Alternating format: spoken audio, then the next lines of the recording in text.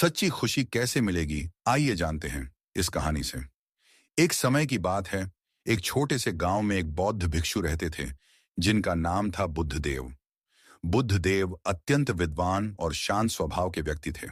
वे हर रोज गांव के लोगों को ध्यान और साधना का महत्व समझाते और उनके दुखों को सुनकर समाधान बताते थे।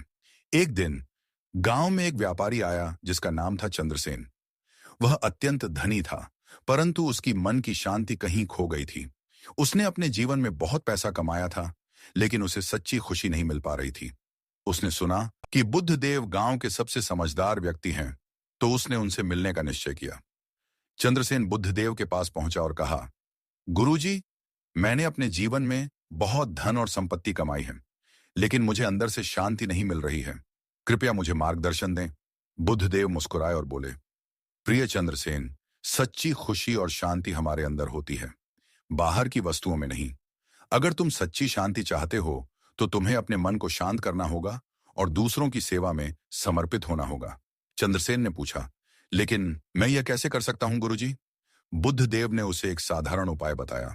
उन्होंने कहा, तुम्हें 1 महीने के लिए हर रोज गांव के किसी गरीब व्यक्ति की सहायता करनी होगी, बिना किसी अपेक्षा के। यह तुम्हारे मन को शुद्ध करेगा और तुम्हें सच्ची खुशी का अनुभव होगा। चंद्रसेन ने बुद्धदेव की सलाह मानी और अगले दिन से ही गांव के गरीबों की सहायता करना शुरू कर दिया। वह हर रोज किसी न किसी की मदद करता, चाहे वह भोजन देना हो, कपड़े देना हो या किसी की आर्थिक सहायता करना हो। धीरे धीरे उसने महसूस किया कि उसकी मन की अशांति कम हो रही है और उसे अंदर से शांति का अनुभव हो रहा है। 1 महीने के बाद चंद्रसेन फिर से बुद्धदेव के पास गया और कहा, गुरुजी, अब मुझे सच्ची खुशी और शांति का अनुभव हो रहा है। मैंने समझा कि सच्ची खुशी दूसरों की सेवा में है, न कि धन संपत्ति में। बुद्धदेव मुस्कुराए और बोले, सच में सच्ची शांति और सुख दूसरों की सेवा में ही है।